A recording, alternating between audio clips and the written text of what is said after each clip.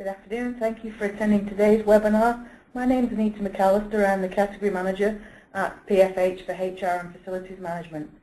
PFH currently has a recruitment services framework in place through which you can access a wide range of temporary or permanent staff.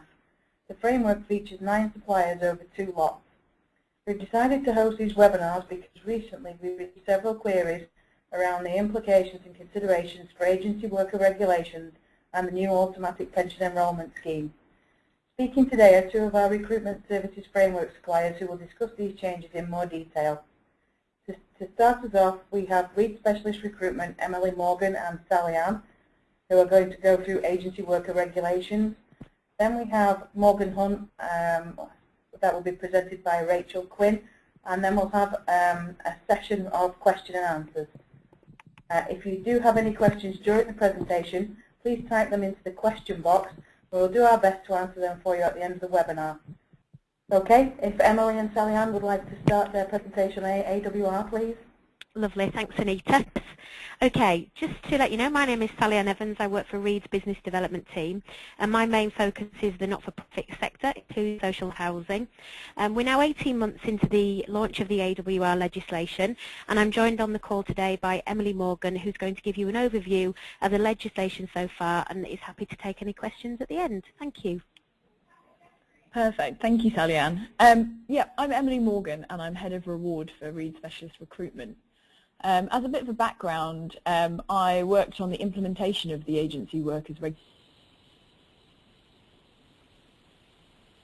or carried out a series of consulting projects with clients to understand what the impact of the regulations would be on their workforces, and look at whether any kind of contractual elements needed to change or any kind of methods of dealing with the regulations would affect their temporary workers. So hopefully I'm the right kind of person to speak to you about the impact that the agency workers regulations have had over the last 18 months. This presentation is intended to talk you through some of the changes and the events that have occurred since implementation. So I'm sure you've all heard numerous presentations and fact sheets and policies about how the agency workers regulations should be interpreted. So I want to take it a step further today and talk about the practicalities of actually working in a world of the agency workers regulations and some of the things you need to watch out for in terms of maintaining your adherence to the regulations. Before I start today, I just wanted to talk you through one of the biggest tribunal cases that's happened in terms of the agency workers regulations. It was actually a tribunal brought up against a council who were found in breach of failing to provide sufficient information on agency workers. I think one of the most important points of the agency workers regulations is it's not just the implementation, but maintaining the right information and having your policies in a correct format to be able to share that, and for agency workers to be able to see what your policies are. So in terms of this council, the issue that came up was that they weren't sure 100% on how many agency workers they had and in what areas of the business those agency workers were in, or also the work that was due to be carried out by those workers. Now, the agency workers regulations say that you need to have that information and to be able to hand it over at any point, especially in point of a transfer, which is where this council kind of came a cropper. And I just wanted to bring this up as one of our starting points, really. It's important to make sure you've got the right information to hand for your agencies to be able to administer the regulations correctly. And as we go through today, I just kind of want to have that in the back of your minds about how you're storing information and to make sure you've got the right policies there to defend your own stance and also to share that with the agencies who will also be trying to protect you and the workers. Okay, so if we move on to our first slide then, which is just our agenda, I'm going to talk you through 4 points today. The first is the actual impact of the agency workers regulations on flexible labour, so what's happened in the first 18 months. And then I'm going to talk you through some of the ongoing policy challenges. So I often deal with our clients' issues, and they quite often share with me what they're struggling with at the moment, so I thought I'll pass that on to you today. Our third point is to talk through how Reed manages the AWR, and no doubt other agencies will manage it in a very similar way. So I'm going to talk you through some of the questions that your agencies will ask you at point of booking. And at the end, I've just got a couple of questions for reflection for yourselves. And then at the end of this hour session, you'll be given the opportunity to ask me some questions too. Okay, so if we move on to the next slide then, which is the impact of the agency workers regulations. So I've brought some statistics along with me today that have predominantly been engaged by the Recruitment and Employment Confederation, who went and did a huge piece of primary research around how employers and agency workers were coping with the regulations. So our first bullet point on this list then is the fact that only 4% of employers reduced their use of temporary labour due to the agency workers regulations. Now I find this a very surprising statistic, as when I was doing my research back in 2011, we expected the pay for PAYE workers in some of the clients I studied, for example, to go up on an average of 5%. So we expected that employers would actually use agency workers less because of the agency workers regulations, and that's not particularly happened in the market. People are still using agency workers, they still have a place in most organisations. And the agency workers has kind of stuck along its guidelines in terms of being there to support workers, but not necessarily to disincentivise organisations to use temporary labour. Now I think this statistic might be slightly misleading on the fact that it says directly due to AWR. I don't doubt that there are other reasons why employers might reduce temporary labour. For example, economic situations and other types of legislation. So, you know, don't take it on a one-for-all approach, but it's definitely an interesting statistic to consider. The next one down then is that 68% of employers said that agency workers regulations had not increased costs. And I think this is very interesting when taken into account with the next line, which says whilst 20% suggested it had increased costs and 12% suggested there had actually been a decrease in costs because of the agency workers regulations. Agency workers in general are paid more than permanent comparable staff, and I think that's where we hit our 68% of employers who are saying that AWR hadn't increased costs. They're basically saying that their agency workers in general were actually being paid above the comparable rate. And I think as the agency workers regulations were an EU directive, it is quite interesting that in the UK we were in a position where actually agency workers on average get paid more. The statistic that 12% suggested there had been a decrease in costs is also particularly interesting.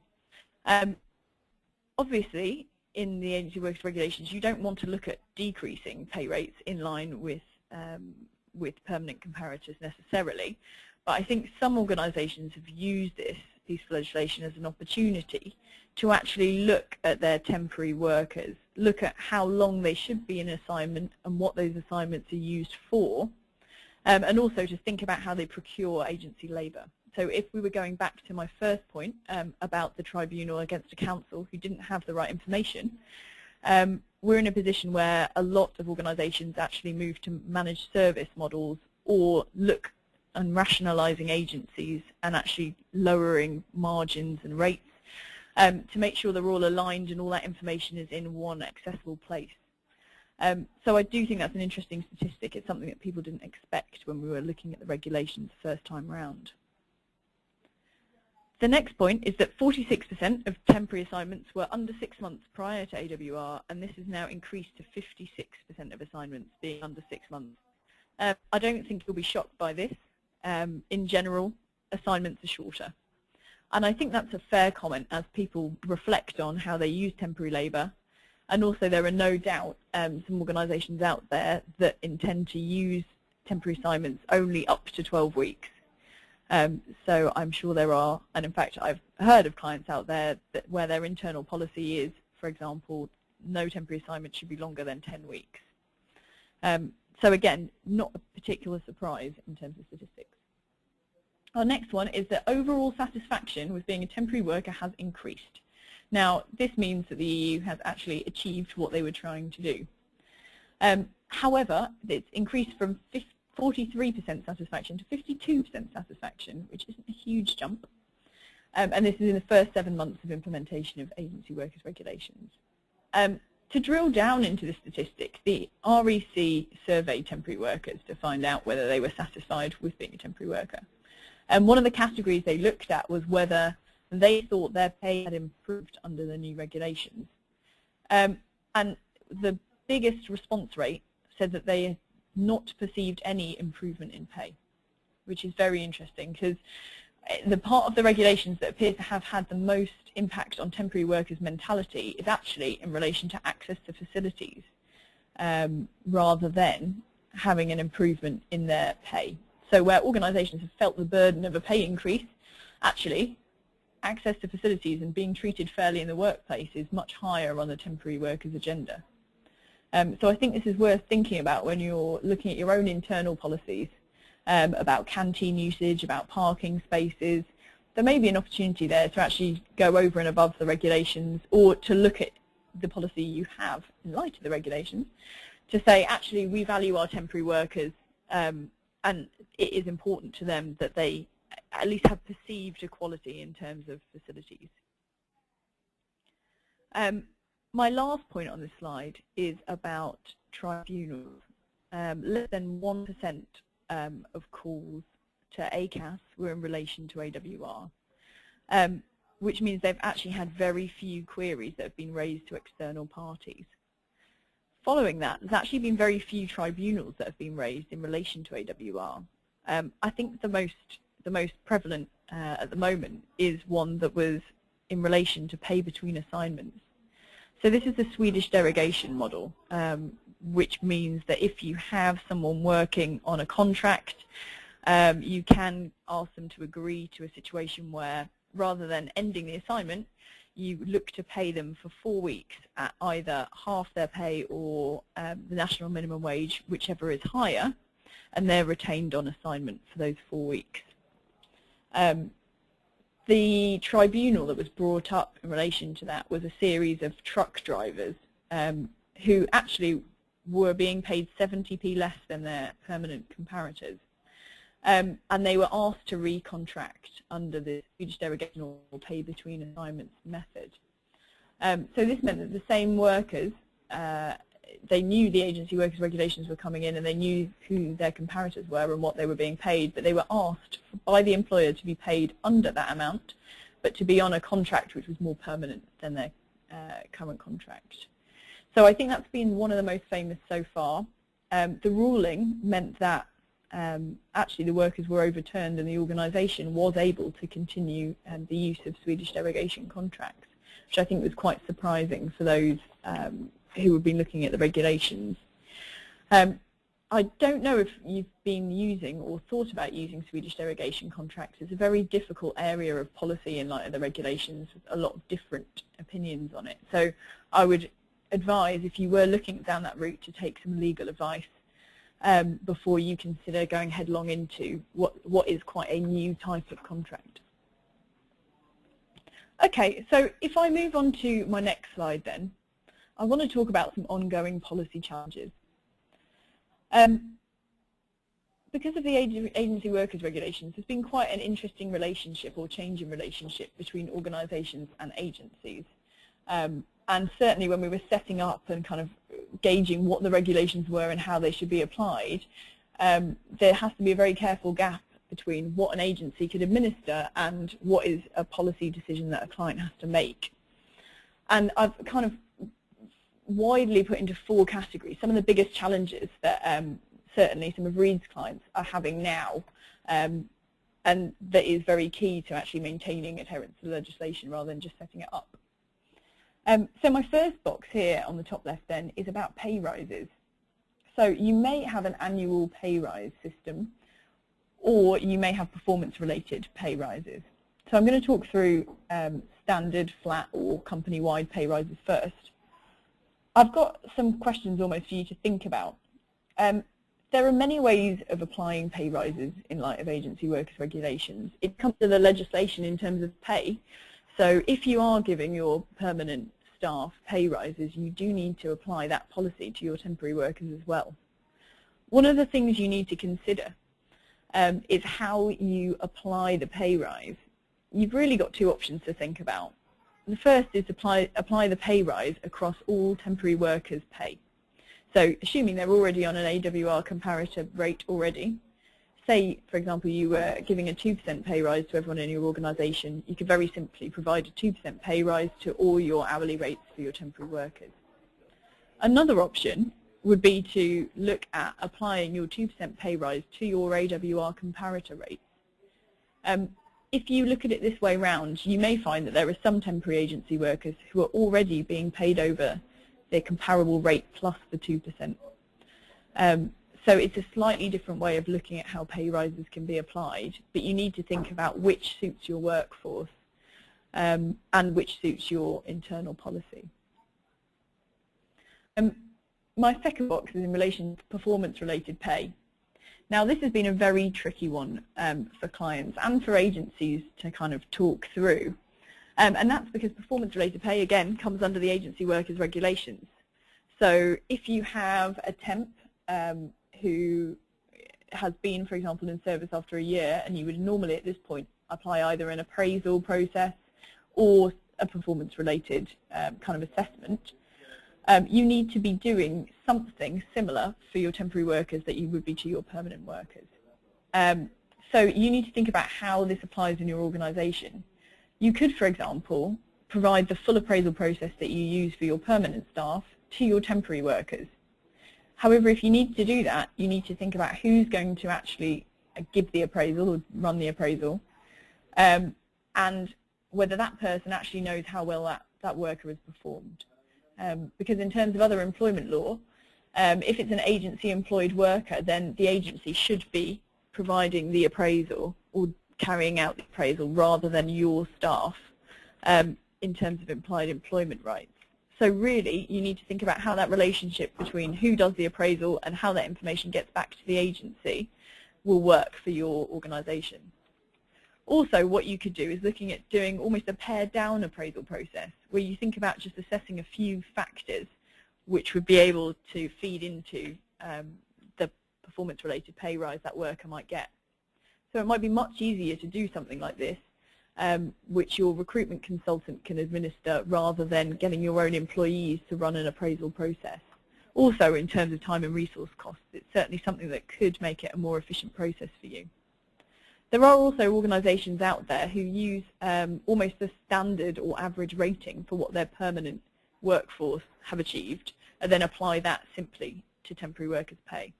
So that might be a very pared down approach, and it's again one you might want to run past your legal teams, but it's certainly existing out there in the environment. Benefits are another key part to look at. Now, I know auto-enrolment is coming in, and obviously Simon and Rachel will be talking about that later. That doesn't apply under agency workers regulations, so don't worry about auto-enrolment and pension scheme.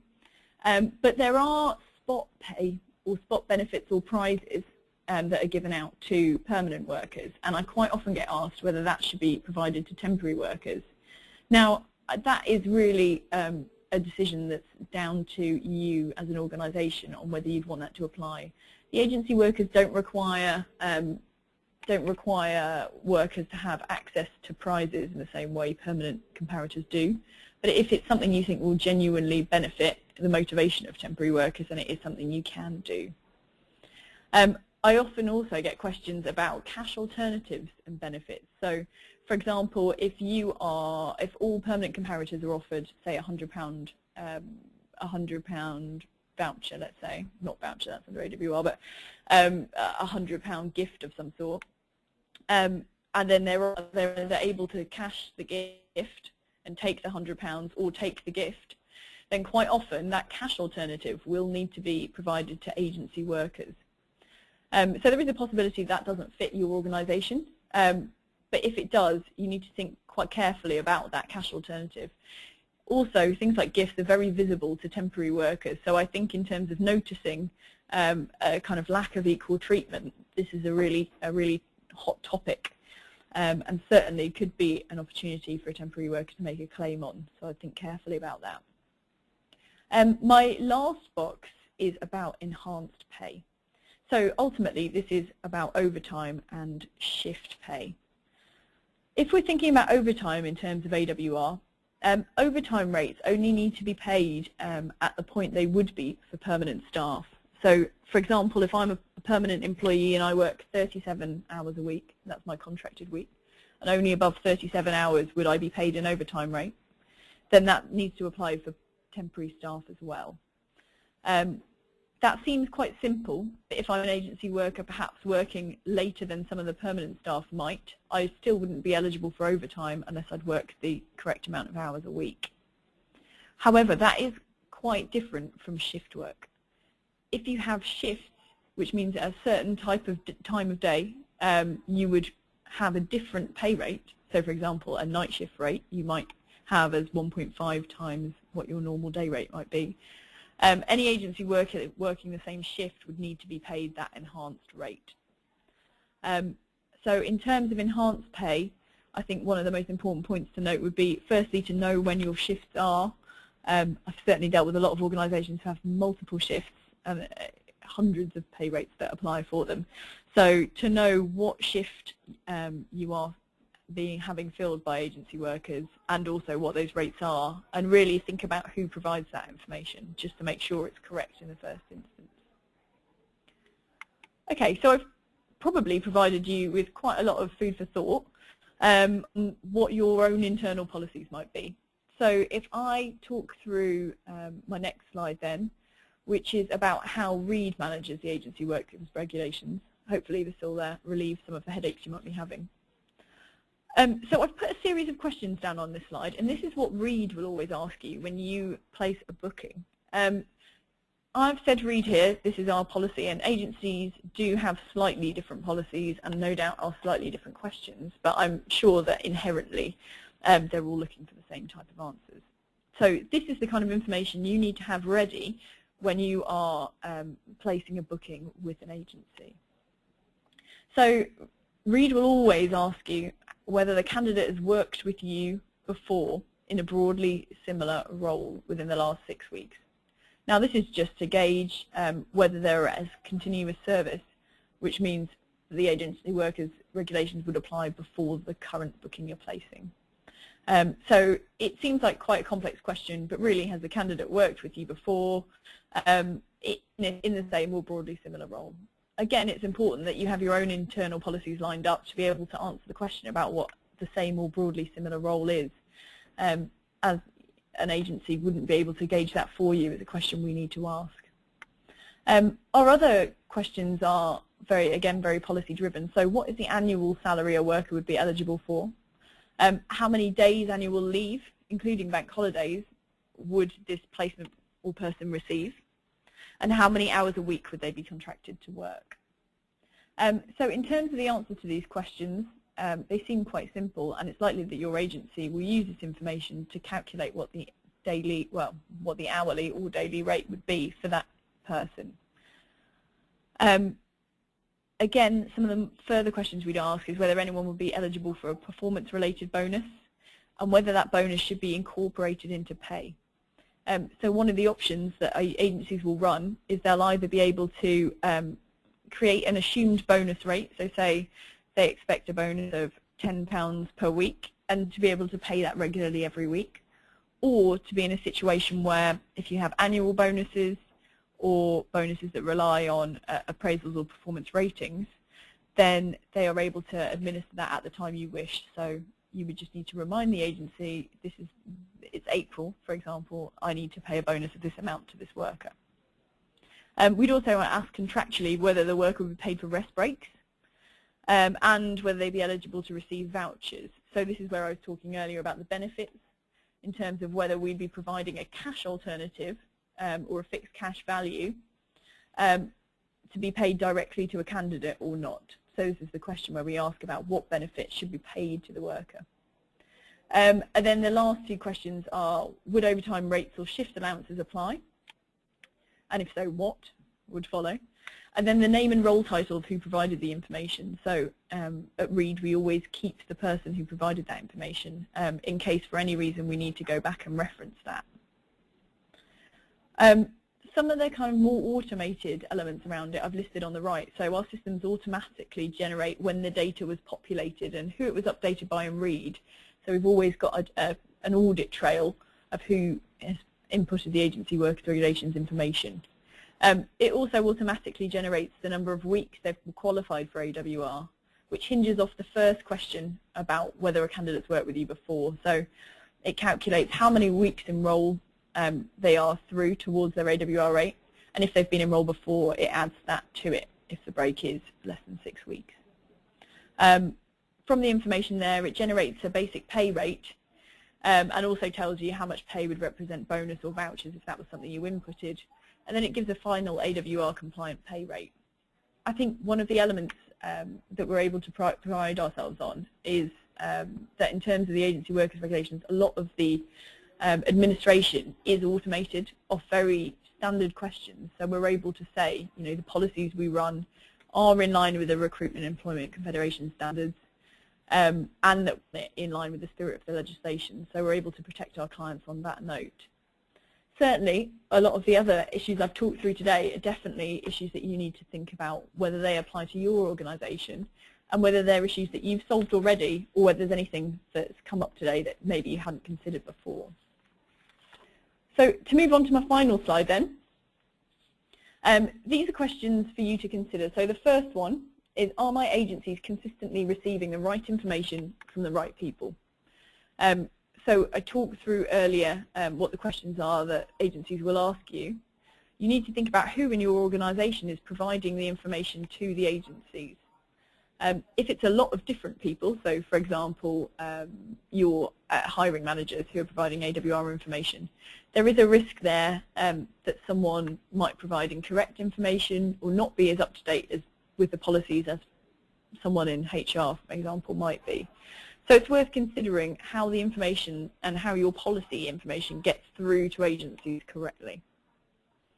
And the last question is, do my internal policies or processes cater for agency workers?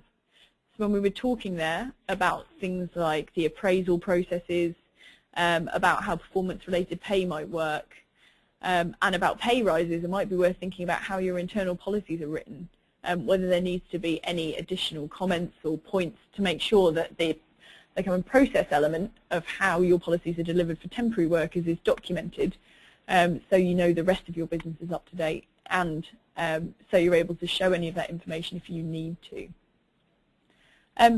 So that's the end of my presentation today. I hope I haven't panicked anyone too much. I think overall the agency workers regulations and the reaction to it by clients and agencies alike has been quite reasonable. There hasn't been too much noise about it. But I think now is a good time to just recheck what you did 18 months ago still stands in the legislative environment today. So just have a think about how that still applies. Thank you. Now over to Sally Ann, I think. No, just finishing off, thank you very much, and hand over to our colleagues over at Morgan Hunt. Thanks very much. My name is Rachel Quinn and I head up projects at Morgan Hunt.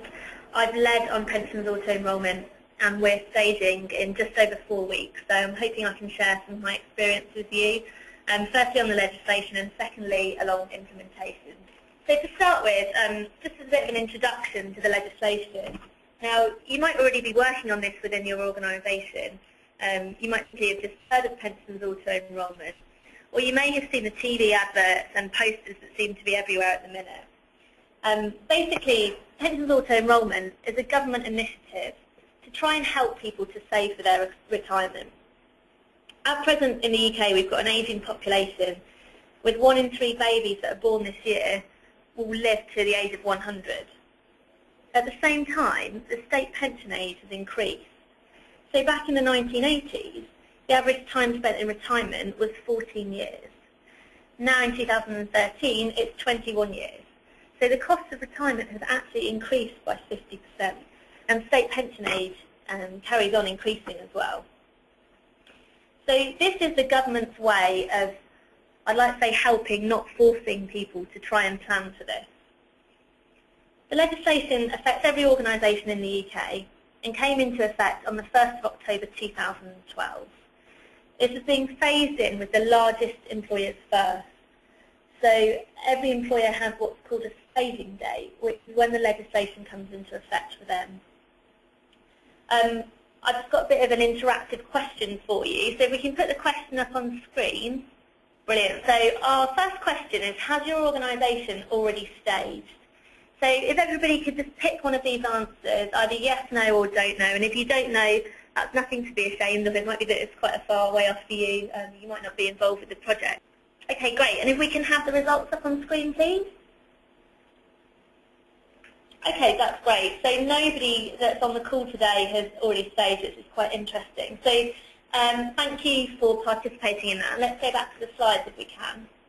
Okay, so as I was saying, this will be the largest employers first. And you will receive a letter from the pensions regulator telling you when your staging date is. Bear in mind that this goes to a named contact. So if that contact has now left your organisation, you don't want that to get lost in transit. There's a link on screen to the pensions regulator website. And I would encourage everybody to proactively click through to that website. It shows you a table of numbers of employees in your organisation and therefore when your staging date will be. So you can actually go out there yourselves and work out when your staging date will be instead of waiting for that letter to come through. And there are over 50 categories, with those from thousands and thousands of workers to those with just a few. So that will give you a good idea. But bear in mind that it's working on data taken from the 1st of April 2012. So if you want to do this proactively, you need to use employee data from back then, not the number of employees that you currently have in your organisation. So a simple definition to auto-enrolment, just to kick us off. Put quite simply, auto-enrolment means it's your organisation's responsibility to automatically enrol your workers into a workplace pension scheme. So the difference with a pension scheme that you might already be running is that chances are you'll be actively inviting people to join, and they'll do so off their own back. Whereas with this legislation, you're automatically enrolling them, and then they have to opt out if they choose at a later date that they don't want to be part of the scheme. Under auto-enrolment, both parties, so the employer and the employee, make contributions towards the scheme. So who are these employees that we're talking about? The first box I'm going to draw your eyes towards is the green box on the right-hand side. So these are your workers that are earning over £9,440 per year and are aged 22 to state pension age. These are the workers that you will have to auto-enrol into a qualifying workplace pension scheme from your staging date. These are your eligible workers. But it's important that you don't just evaluate your risk on this category of workers, because there is actually a wider potential to your organisation. So let's look at the yellow category next. These are your non-eligible workers. So the difference being, you won't have to automatically enrol them in your pension scheme. These are people that are earning over £5,668 per year and either under the 9,440, or they're earning over £9,440 per year, but they're outside of our age criteria. So they're either age 16 to 21 or they're state pension age and above. So as I said, you won't have to automatically enrol your workers into a pension scheme. However, they can choose to opt in. And if they do, you'll still need to pay employer contributions to that pension scheme.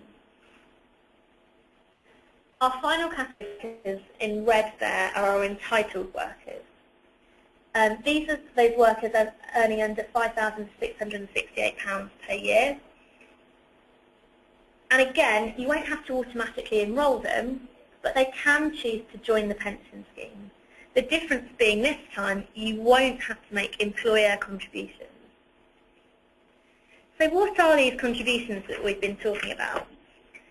Under the legislation, we have minimum contribution levels for the employer and for the total contributions in the pension scheme. And these are phased in over the next 5 years. So at present, up until the 1st of October 2017, the minimum employer contribution is 1%, and the total contribution is 2%. Now, put quite simply, that makes it an employee contribution of 1%. I've put that line in myself, and you won't see that in the official legislation, but we're assuming on the whole that if the employee has to put in 1% and the total is 2, you would ask the employee to contribute 1%. As an employer, you might choose you want to put 2% into the pension scheme for your employees. So your employer percentage would be 2%, your total might still be 2%, and you don't ask the employee to do anything. You're still meeting your minimum contribution levels. Another thing you could choose to do is a matching scheme. So you could ask your employees to put in, say, 3%, and you as the employer put in 3%, making a total of 6%. Again, that's absolutely fine because you're hitting the minimum levels that are on swing. If we just move across the right of the box, so up until the 30th of September 2018, the contribution level would then rise to 2% minimum for employer and a total of 5%. And then again, from the 1st of October 2018, the minimum employer contribution level rises to 3% and the total 8%. And this doesn't matter whether you've staged already or you stage in one of these categories. It will rise for everybody and all organisations at the same time. Okay, our next slide shows an implementation plan. And the first obvious question as implementation is when to start looking at this as a project. I would always advise as soon as possible. Obviously that's not always available. At Morgan Hunt we started over a year in advance. We do have over 2,000 employees, but that said, the process for pensions auto-enrolment is pretty much the same regardless of the number of employees you've got. You still go through a very similar implementation plan. For example, we didn't have an existing pension scheme in place, so we didn't have a provider. We knew we'd have to set that up from scratch, but we did have payroll software, so we knew that that was going in our favour. In your organisation, you might have to appoint a project manager, for example. So if you have to recruit them, you'll need a little bit more time in before you can actually kick off any of the projects. So before I run through our implementation plan, I'd just like to get another question up on screen for everybody. And this is asking what your role is within your organisation. So we've got a few categories there, and if you don't fall into any of those, then please just tick other. But this will give us a good idea of the kinds of people that are starting to look at implementation for their organisation. Okay, so if we could get the results up for that, please. Okay, great. So 75% HR, 25% procurement. Quite interesting that nobody from payroll is on the call and nobody from finance. But I imagine there's two departments that you would need to start including quite soon in this if you haven't already.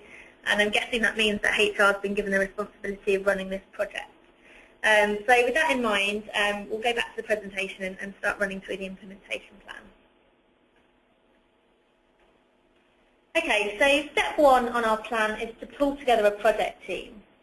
And this is where you're identifying the key stakeholders that will help you take this implementation plan up until the point where you reach your staging date and you're auto-enrolling your workers. So who will help you make this a reality? Now typically this tends to be HR, procurement, payroll, finance, and communications or a marketing department if you have one. They might be able to help you with your worker communication. Once you've got that together, step two is generally a bit of analysis. And this is where you're assessing your workforce. So you want to identify your total number of workers. And if you've got a system that can do this for you, then great.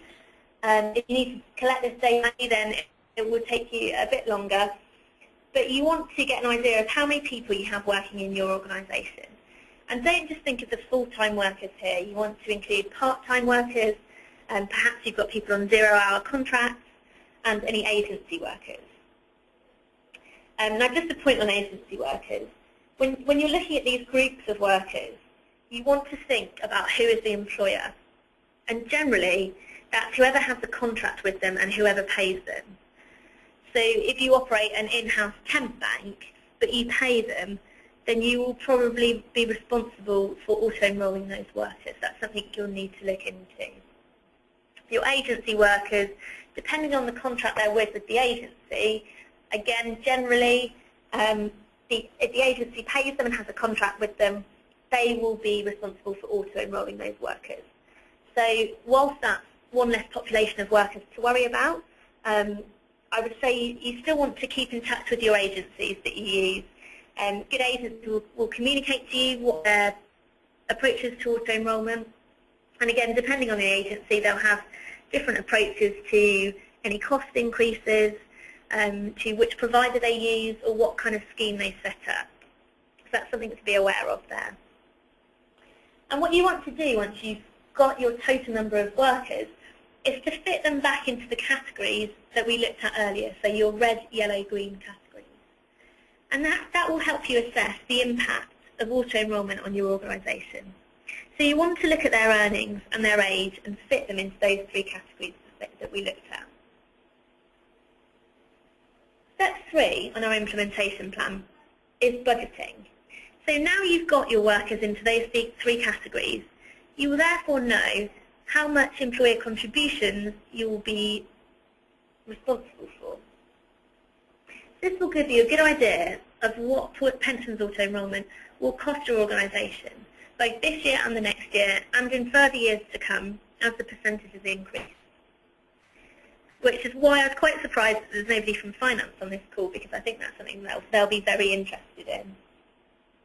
So in the budgeting stage, I would also start thinking about any pension software you have in place or you don't have that you might want to procure, which we'll talk about later, and also your scheme design. So a lot of your scheme design will be dictated by how much you can afford to put towards the pension scheme for your employees.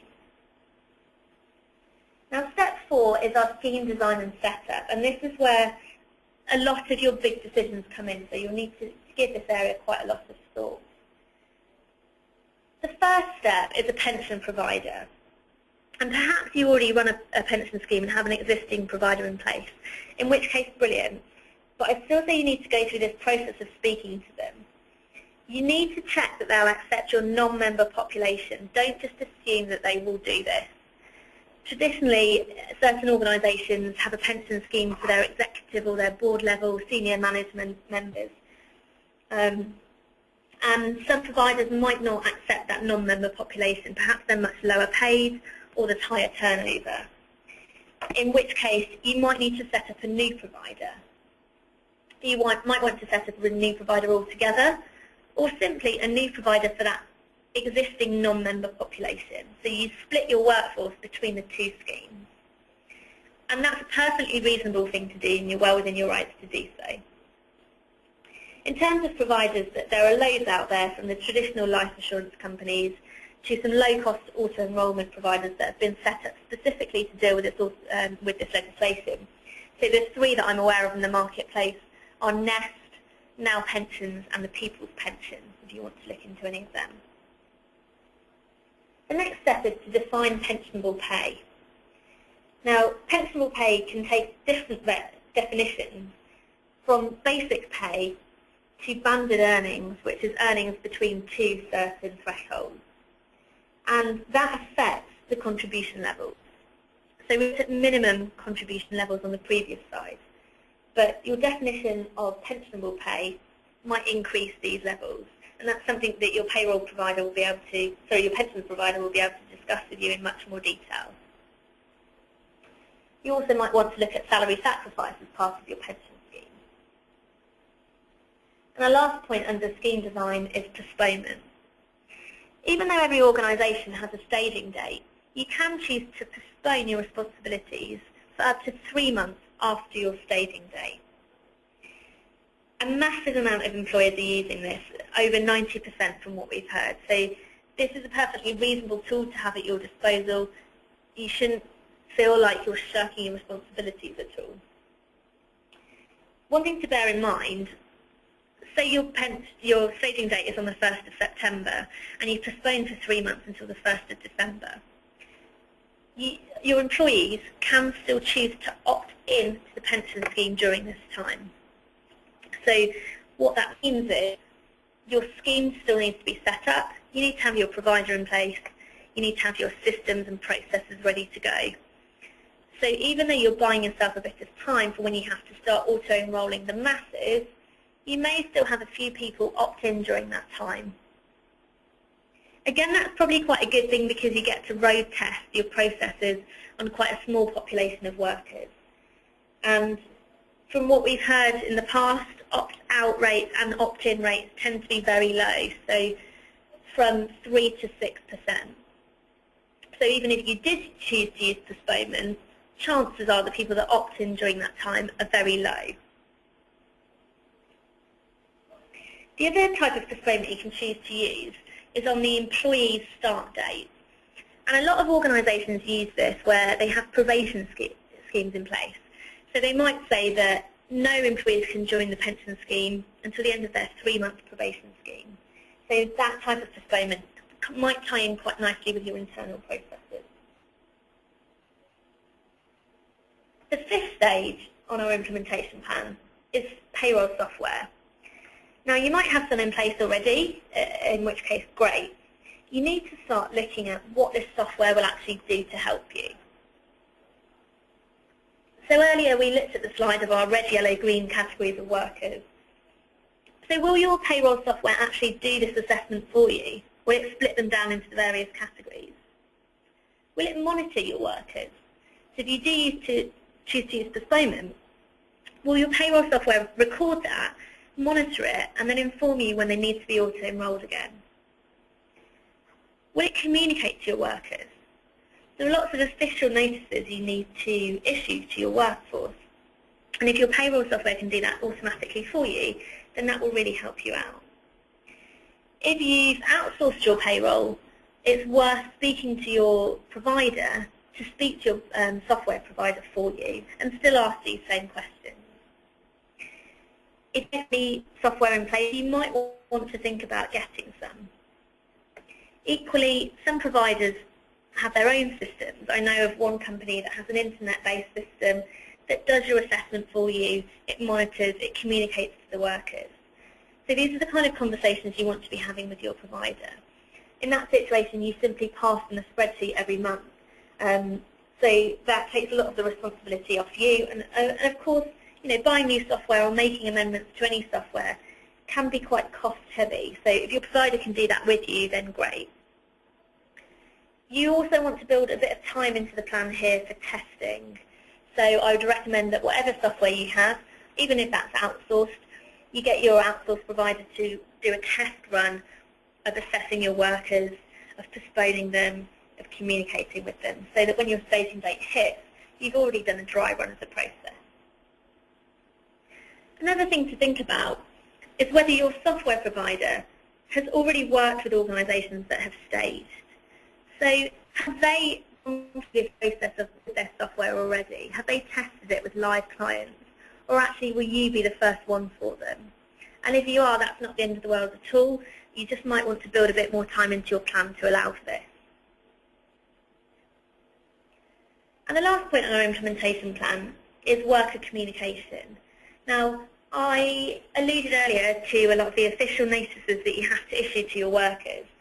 But what I'm talking about specifically here is communication to get your employees involved and know what auto-enrolment is about. There's a lot of information out there, and a lot of it's very complicated, so you want to start thinking about the level of information you want to issue to your workers. When you want to start doing this, so how far in advance? And also the type of communication. If they're not sat in front of a PC all day, for example, then email might not be the best method. Or if they're scattered around various sites, then on-site briefings, again, might not work for you. So you might have to get a bit creative with your communication and look at things like posters, flyers in communal areas. Okay, that's my final slide on screen. There's just a couple of addresses for you. The top one is our business development Morgan Hunt address. If anyone wants to have any further conversations around this or even a one-to-one meeting, we'd be happy to do that. Just forward any questions to that email address. I've also put up the Pensions Regulator website address. That has a lot of information on it. and it's got a really useful planning tool on there which you can put your staging date into, and it will work back for you what you need to be doing at each of the various steps. So I hope that information has been useful, and I think we're handing back to Stephanie and Anita now. Thanks, Rachel. Thanks very much for the update on auto-enrolment from Morgan Hunt. We do have one or two questions from the members that have come in, so if we can open that up. The first question I've got is regarding auto-enrolment. Anybody, feel free to answer this, doesn't have to be Morgan Hunt, it could be, you know, we could get contrasting opinions from either agency. I'm quite open to that. And the first question is, can I ask my employees to opt out? You can't, no, and there's quite strict guidance around this. So this is quite high on the government's agenda, and they're really coming down on people that perform what they call inducement, so actually trying to get agency workers to opt out of the pension scheme. And I'm guessing that would be to save yourselves as the employers the cost. If there's any evidence of doing that, whether that's explicitly or perhaps incentivising an agency worker with, I don't know, an extra day's holiday if they opt out of the pension scheme, and the pension regulator finds out, then they will come down on that very hard. So that's something you definitely need to be aware of. I'd just add to Rachel's point as well, which I completely agree with, is a lot of the pension providers will manage the opt-out process on your behalf in most instances. And that's the government's kind of prerogative for providers to take that away from client organisations, so they can't actually influence the opt-out process. So you'll find that will happen. Yeah. Okay, I guess in a way, sorry, I was going to say that that's fairly similar to the agency worker regulations, in that a very similar thing. You know, you can't threaten an agency worker with cutting their contract short after 13 weeks if they want to stay on for the enhanced pay. So it's quite similar in that sense. It's about protecting the workers. Yeah. Okay, thanks very much. So the next question is probably more related to AWR, and it says, what if an agency worker is off sick and misses a communication about an internal vacancy? Ooh, that's an interesting one, actually. So in terms of internal vacancies, as an organisation, you need to give access to your temporary workers. However, it is access that you need to give them. So you don't need to go over and above in terms of communicating what those vacancies are. You just need to know that your temporary workers can access them and know how to and where to access them. So, for example, if you put all your vacancies on the intranet, you need to make sure that your temporary workers can access the intranet and know that those vacancies are on there. So if someone goes on sick leave, as long as they know where they can go to get those notices, or, for example, that they could phone who their manager would be and ask for that information, then you're fine. You really just need to make sure that your temporary workers know where to go rather than enforcing that on them, if that makes sense. Yeah, I'd agree. It's always about equal access to the permanent person. So if the permanent person was off sick that day, they wouldn't have received the email about the vacancy either. So it would be quite equal in that sense, I think. Yeah, dead right. Okay, thank you very much. We just have one more question, which I think we can just squeeze in if we're quick. The question is, again, related to AWR, but it says, annual leave. Will this impact wedding day leave, moving day leave, study leave, etc.? This again is quite an interesting one, and I think you have to think about what your standard policy arrangements are for the role in question. So, for example, if you're an administrator and you get 30 days annual leave, you're hiring someone into that position. Would that be a normal policy for you to allow wedding day leave for that role? So we're thinking about the role and what that's eligible for. If you had a different policy that was to do with, for example, wedding day leave, that you only give it to people over a certain length of service, or only a part of the workforce would be eligible for that type of leave, or that it's a retention or reward rather than something that comes as part of the role, then it wouldn't need to apply to that agency worker on their first day. It's a difficult one because without seeing what the policy is, you wouldn't really be able to see how it would apply. But I imagine if it's not a standard part of what you would provide a worker on their first day, then you wouldn't necessarily provide it to that agency worker as well. It's all about permanent comparables, and it depends on what the policy and how it applies to their permanent workforce. Okay, thank you very much. I think we are due to close. We don't have any more questions, unfortunately. However, if anybody thinks of anything after the webinar is closed, please feel free to email those in to us, and we will endeavour to get some answers for you. Thank you very much for your time, and we shall issue copies of the presentation later on this afternoon. Thank you very much.